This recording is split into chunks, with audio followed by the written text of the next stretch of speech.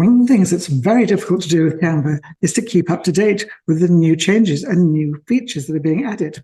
I have this amazing presentation from Canva today, which goes through all the latest additions that either are just about to come out or have already been launched in May. Let's go over to my Canva screen and take a look, and I'll go through the presentation now. In case you haven't run a presentation in Canva before, I thought, first of all, I would show you how you do that. I'm going to click on Present, and I'm going to click on Presenter View. I usually use this so I can actually see notes I've made, but I haven't made notes for this particular presentation, so you'll just have to bear with it. But I like the way that the presentation runs better. Let's click on to Present. You can see there's Presenter View, and this is what I'd see in the background. I could add notes to my design, and the presenter window is just for me. I can place it on the screen where I can see it. I could have one on my laptop and one on another screen, or if I had two screens, I could have one side by side. It's why sometimes you'll see people looking like that when they're presenting, because they're looking at the second screen. So I'm going to go back to my audience window, and I'm going to enter full screen mode. And here you have the presentation. What's new in Canva in May? Really some amazing improvements. The first thing we're going to look at is how they've powered up video. Video is so important in terms of social media these days that being able to create videos with Canva is fantastic. The thing that I really liked about this presentation is that they showed us who it's available for. And this is for all the levels of Canva. You can switch from thumbnails to a timeline. It makes it easier to edit the timings for your audio tracks, your transitions and animations. All your elements are perfectly in sync. The other thing that is available now is flow transition. And I've used match and move before, but I'm definitely going to try this flow transition. And this is the effect between your video shots. And you can see it just working its way through now. You can flow from left to right or up and down. And as you can see, it's available on both desktop and your mobile app. This is fun. This is the new motion effects.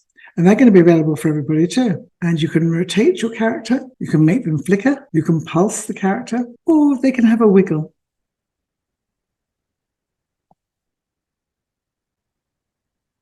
These are really fun effects, and they should be rolling out now. If you haven't got them already, they'll be coming soon.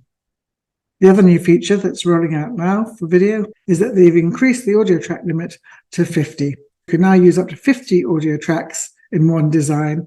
Previously, it was capped at 20. I think you'd have to be very creative to need that. It's nothing I've used, but it is a really nice addition. Also now available is accessibility captions. You can see this is the copy, and this is the caption that's been added. You can see the captions at the bottom. So you can also see them on the mobile app, which is hugely useful. Statistics show that 80% of videos are watched without sound. Also available now is the ability to publish and schedule directly to LinkedIn.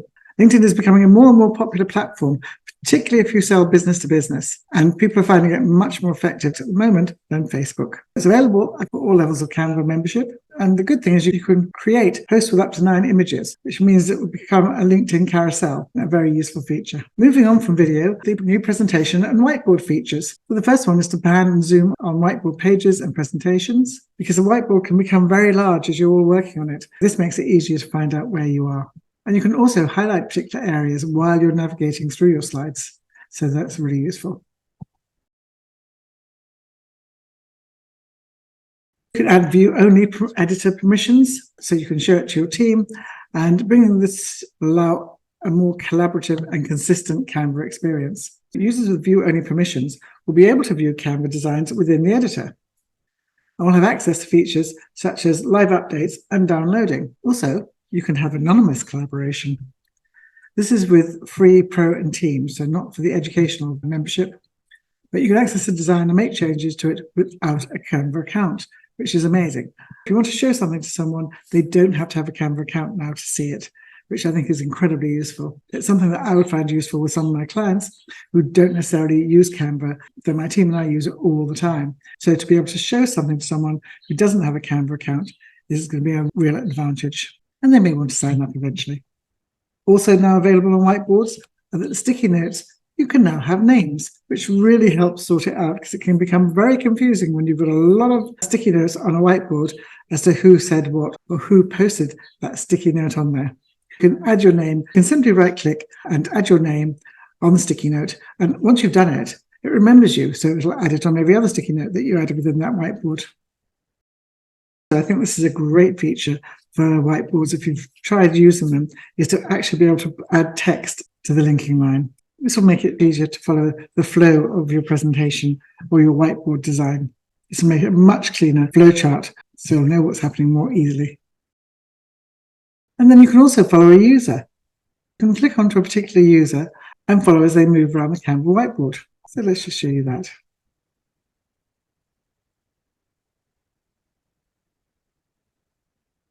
The fact it lets you see where they're going will help you make sense of the presentation more easily. So it'll be great for workshops and brainstorms. And this is a remote control. And you can see it's quite useful to control your presentation from another device. I have my mobile phone to add some of these magic shortcuts or effects as I'm going through a presentation by connecting it. Canva for education users will be able to find and join their school in Canva, or create it if it doesn't exist.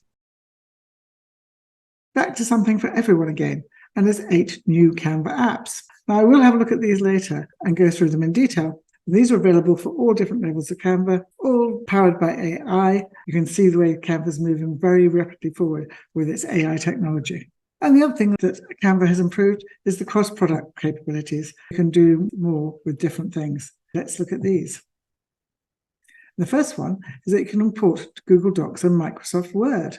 Now, you've been able to import PDFs for a while, but not Word or Google Docs. This is great. You can then take them into Canva and make them look pretty and add all the fantastic features that you have in Canva Docs.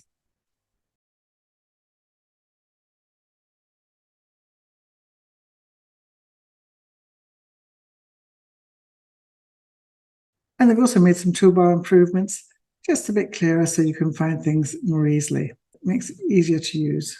They've reordered the fixed toolbar into what they feel is a more logical order. Also available now are enhanced folder edit permissions. This lets a user move a folder that they don't own if they have edit and share access. It helps you organize your team, which will mean that the content will be even easier to find. And that's it. Lots of new updates and new things from Canva. Thanks for watching, and thank you, Canva, for all these fantastic changes. And if you did find this video useful, please click the subscribe button below. And if you click the little bell, it'll notify you when I record a new video. And I try to do one at least every week. Though it won't be an update one every week, what I'll do is a demonstration of some of these new features in Canva. I hope that helps, and see you next week.